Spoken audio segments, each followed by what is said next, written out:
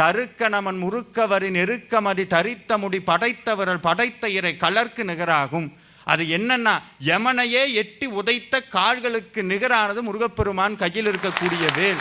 15வது நூற்றாண்டில் அருணகிரிநாதர் சொன்னாடே, முருகனை நம்பி வேலை வழிபட்டனா யமனை எட்டி உதைக்கும்னார். அரேபியா நாட்டில் நடந்தது. அதுவும் தாய்மொழி தமிழ் கிடையாது.